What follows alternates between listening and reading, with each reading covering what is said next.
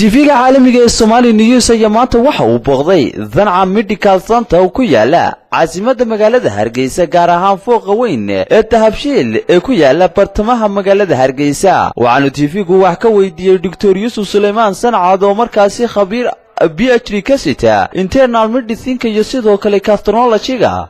waxaanu TV-ga uga waramay Dr. Yusuf Suleymaan Sancad isagoo markaasi ka warbixinaya waxyaabaha kala duwan ee markaasi ay bulshada u fidiyaan dhanka caafimaadka ayaa waxa hadaladiisii kamid ahaa indiga siiyo xaruntan Sancad Medical Center. xaruntani waxay idin qaban doontaa ama bulshada Soomaaliyeed oo dhan qaban doontaa inay ka daaweyso cudurrada ku jirta ku dhaca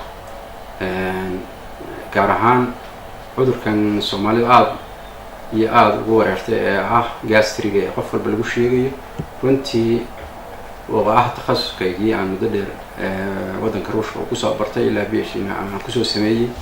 waxaan ogaaday in baahi badan loo qabo cudurkaas sidii dadka looga daaweyn lahaa. waxyaalaha ugu dhaliyay xanuunta furan waxaan arkay in kaniinada caloosha ee loo isticmaalo gastriga ay yihiin kaniinada ugu socodka badan ee farmasi kasta laga qaato runtii looguna tirigelin kaniinadaas in dhakhtar qoro mooyaane in qofku iska qaato. waxa ayna leeyihiin cillado badan oo ay ku keeni karaan qofka markuu iskala qabsado. sidaa awgeed waxaan gartay inaan xaruntan ugu baaqo bulshada Soomaaliyeed oo dhan inay magaranaysaa gaar ahaan Hargeysa oo aan centerkan ka furay in ay yimaadaan meeshaan aan talooyin fiican ka siino. xaruntani cudurka kaliya ma daaweynayso, waxay daaweynaysaa dhammaan cudurrada internal medicine-ka. gastroenterology waa subspecialty gaarka ah ee aan si gaar ah dadka tala bixin guud uga siinayo iyo mid khaas ah qof kasta. marka waxaan rajeynayaa insha Allah inaad ka heli doontaan xaruntan service wanaagsan iyo soo dhaweyn. waxaan idin leeyahay welcome mar kasta diyaar baan idin nahay aniga iyo shaqaalahayga dhammaantiin.